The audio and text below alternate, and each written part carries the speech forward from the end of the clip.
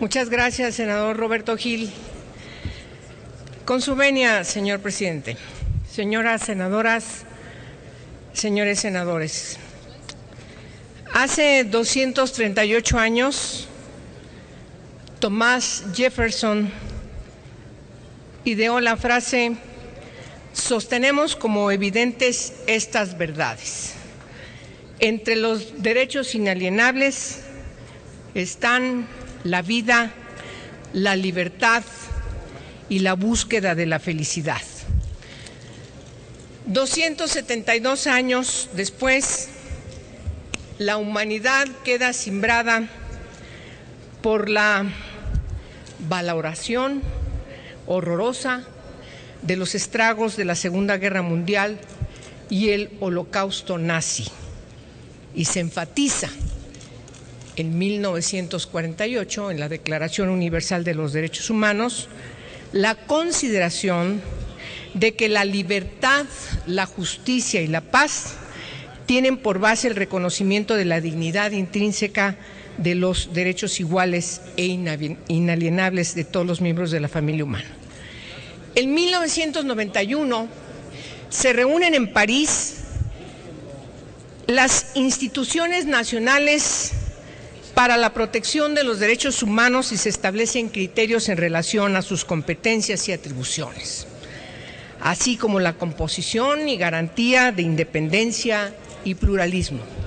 Son principios conocidos como los principios de París, que además el año siguiente fueron adoptados por la Comisión de los Derechos Humanos de Naciones Unidas, hoy Consejo, y garantizan, entre otras cuestiones, enfatizan que se debe garantizar, entre otras cuestiones, que las instituciones encargadas de la defensa y protección de los derechos humanos deben tener una competencia cuasi jurisdiccional, o lo que hemos denominado la magistratura de opinión.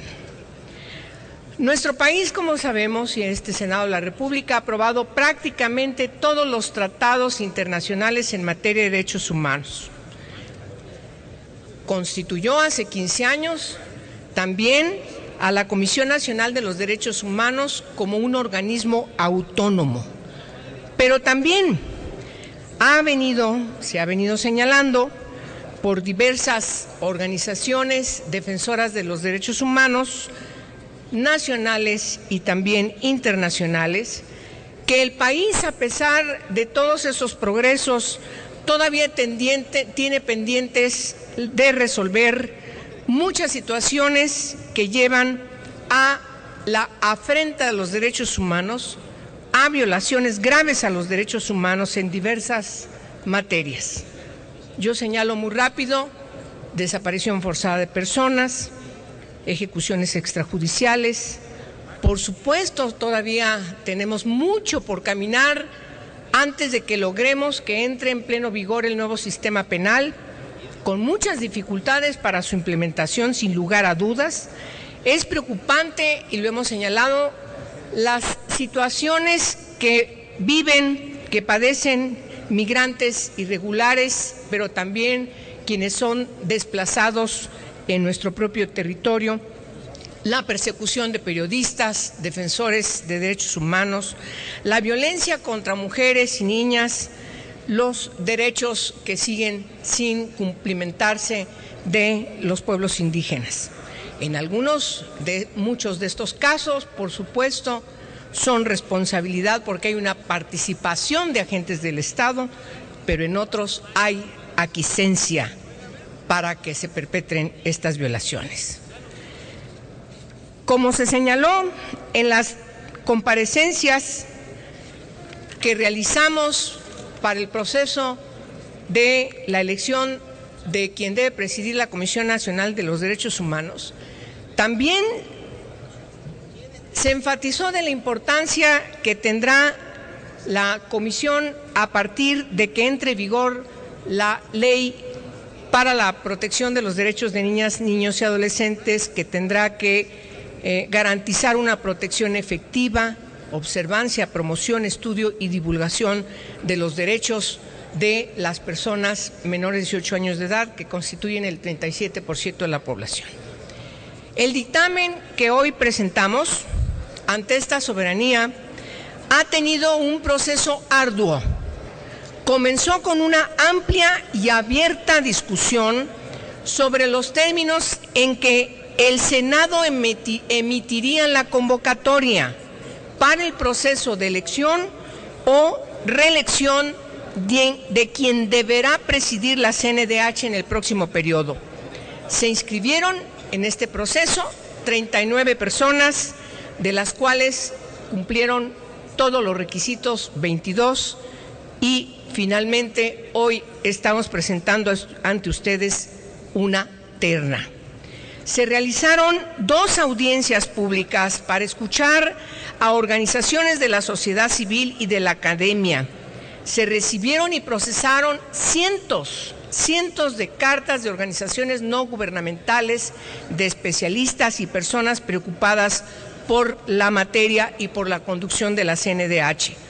Todos y todas fueron escuchados y se realizaron a quienes vinieron a las comparecencias, se les escucharon sus planes de trabajo y contestaron además las preguntas que senadoras y senadores de las comisiones que hoy presentamos este dictamen hicieron. En este sentido, reconocemos que la diversidad y especialización de los y las candidatas constituyen aspectos que han venido a reforzar y consolidar este proceso de selección y ha sido absolutamente respetuoso de los principios de legalidad, publicidad y transparencia.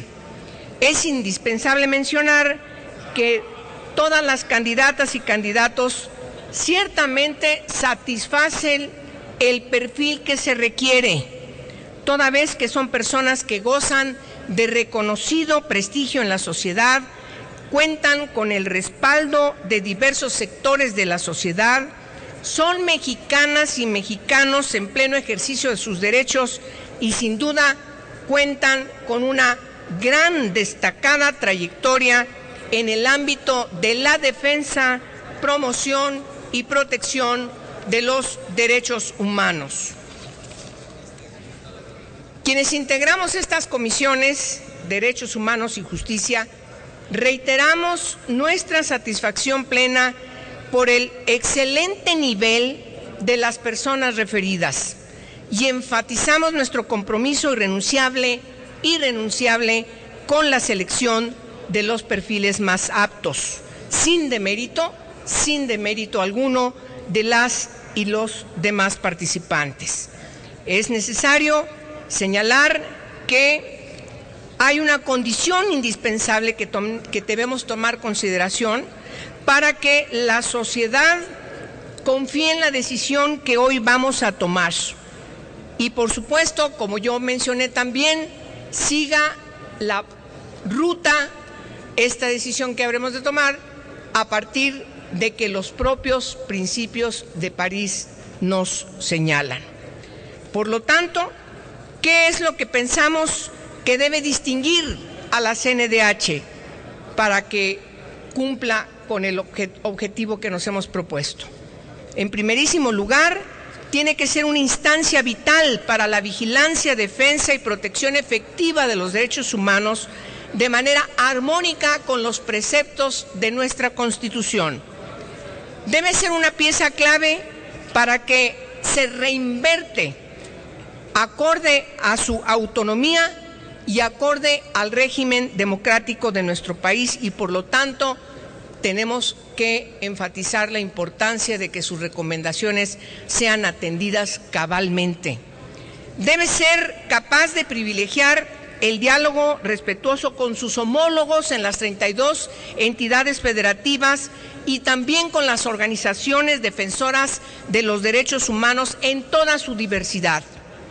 Debe ser capaz de dialogar con las autoridades en los 3 órdenes de gobierno. Debe ser respetuosa en su colaboración con el Poder Judicial.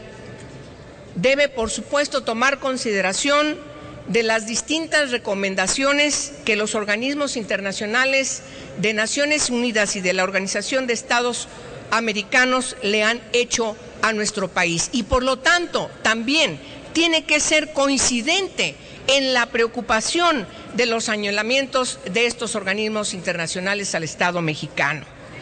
Por supuesto que nos preocupa, por lo tanto, que haya una obligación irrestricta para la inmediata reparación del daño a víctimas y a víctimas sobrevivientes. Debemos pensar la CNDH como una defensoría del pueblo y desde el primer día de la asunción de quien vayamos a elegir en unos momentos más, debe trabajar por la construcción de la legitimidad social que requiere para que esté a la altura de la crisis que vive el país, sobre todo en las decisiones que debe tomar para que esta crisis de violación a los derechos humanos tenga un cumplimiento irrestricto con los estándares internacionales en esta materia. En conclusión, señoras y señores, la independencia de su actuación con los poderes es equivalente a la autoridad ética que deberá refrendar con el aseguramiento de su autonomía en lo político y en lo profesional y sobre todo esté firmemente comprometida con la causa y con la defensa de los derechos humanos. Estas y otras cuestiones tendrán que ser atendidas por quien elijamos para vindicar la CNDH en este cambio que hoy vamos a votar. Y termino con Thomas Jefferson. Necesitamos garantizar también la felicidad de las personas. Muchas gracias por su atención.